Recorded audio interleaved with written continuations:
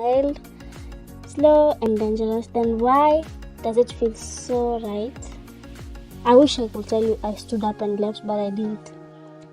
That night we crossed the line. No details, just know it happened.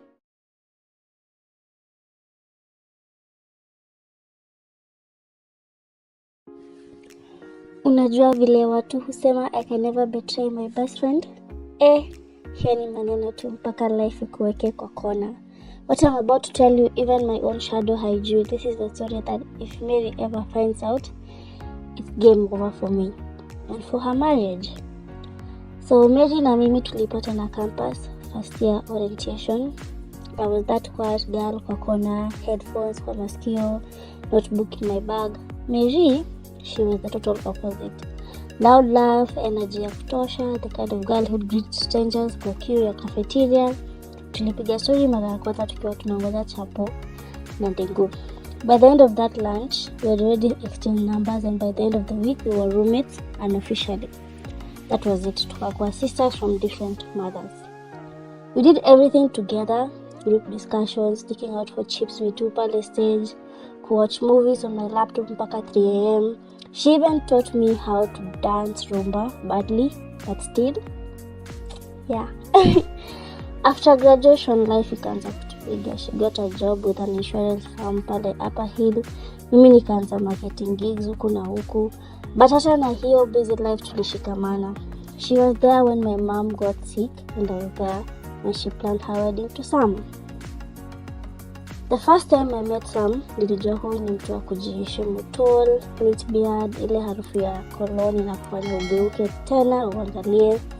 I told Mary, babe, keep this one safe. Wase huko nje ni mabora kuumia. She laughed. Relax, ni wangu. And for real, Sam seemed like a good husband. Soft-spoken, respectful, the kind of guy who'd serve guests, tea himself, bila stress. But there was something, an intensity in his eyes sometimes. I ignored it until later. After the wedding, Mary moved to a gate estate pale Syokimau. Si unajua zile places security hujua jina yako. She gave me a spare key just in case you are family. I'd pass by sometimes to feed Bella, the big brown dog, or just chill with Mary when she was free. The key was nothing until that Friday. Friday night saa 8 hivi, my phone buzzed. It was Sam. Hey, uko busy? Not really, mbona? Akili imeanza kusikia vibaya, tumbo inanisumbua na nilikuwa napika supper for Mary. Sikuja nisaidie kumaliza before arudi apate sijakula kitu.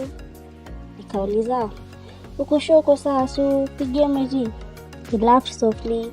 Sitaki kumshtua, na wewe uko karibu, plus unajua vile unapika chapo na stew vizuri. It sounded harmless, even caring. After all, I had a spare key, so I agreed. Walking into that estate at night was different.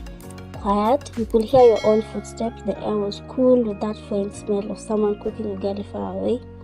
When I entered the house, the lights were dim.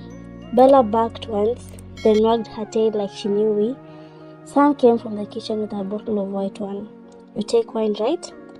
I laughed. Unajua I do.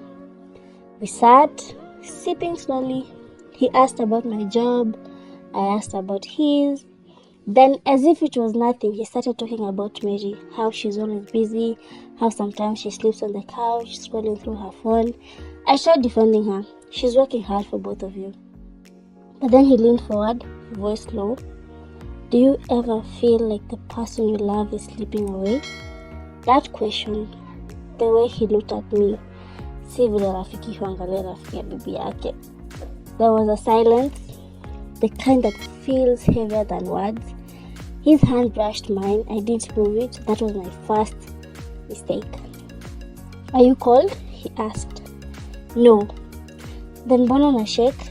I laughed nervously, maybe because this is wrong. He smiled, slow and dangerous. Then why does it feel so right? I wish I could tell you I stood up and left, but I didn't. That night we crossed the line. No details, just know it happened. And once it did, the room felt smaller, the air heavier. Walking home, kila mtu barabarani ilionekana kama anajua. Mary called from Mombasa, laughing, telling me about the conference. I hope Sam is feeling better. He's hopeless with that dog. I lied, said everything was fine, but my voice felt like it was betraying me. For weeks, I avoided going there when Mary wasn't home, but Sam hakukaa kimya.